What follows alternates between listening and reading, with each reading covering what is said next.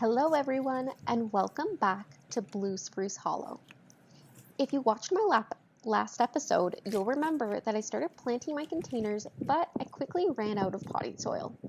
So while Kevin made a trip to the store, I kept myself busy with a few small cleanup projects around the yard. But now that the fresh potting soil has arrived, it's finally time to finish planting the last of my pots. In this first pot, I'm planting 3 basil plants because quite honestly, we use a lot of basil around here. So since the container is so large, I decided to add my last Dichondra Silver Falls for a little extra sparkle. It looks a little quirky right now, but I have a feeling it's going to spill beautifully over the edge as the season goes on. One of my favorite things about container gardening is that the garden can change every year. You can experiment with different colors, or you could try new plants, or even create completely different combinations without changing the structure of your garden.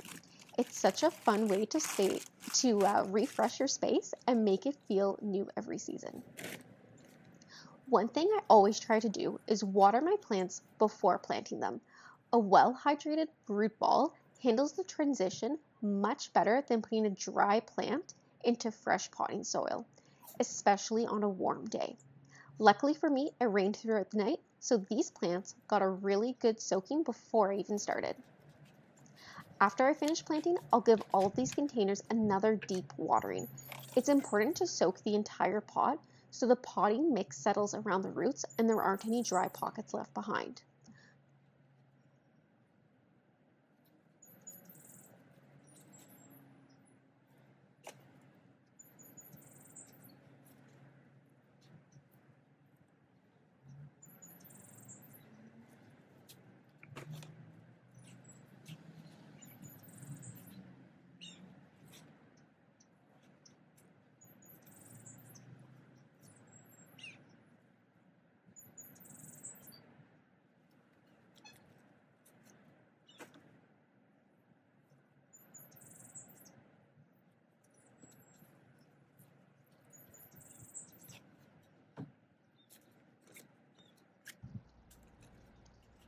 For my final container, I'm planting the rest of my herbs, 2 rosemary plants and 1 sage.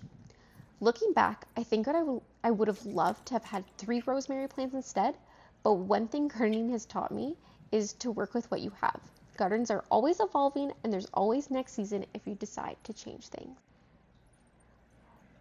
One lesson that I learned the hard way is that containers, especially terracotta pots, dry out much faster than plants growing in the ground. I actually just recently lost an olive tree because I couldn't figure out why it was drying out. Olive trees love to be more on the dry side, as long as you dip your finger in the soil and you feel that it's wet, even if the top is a little dry, that's okay. So I kept thinking that my olive tree, I was overwatering it because I was constantly giving it water and I was worried about rot. But it was just drying up and the leaves were curling and then they were falling off, and eventually I did lose my plant. And the reason why is because it was in a terracotta pot. And it turns out terracotta pots are more porous, so it naturally allows moisture to evaporate through the sides of the pot.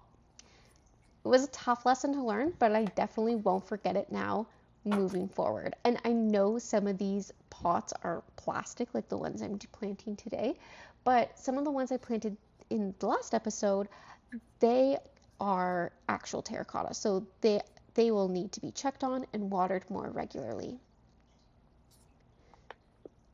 Yes, so once the warmer weather arrives, I'll probably be checking these containers honestly every day, maybe even twice a day, just to make sure that they stay well watered. But just like that, the last container for this garden is planted. And I have to say, the whole backyard smells really incredible right now with all the fresh herbs.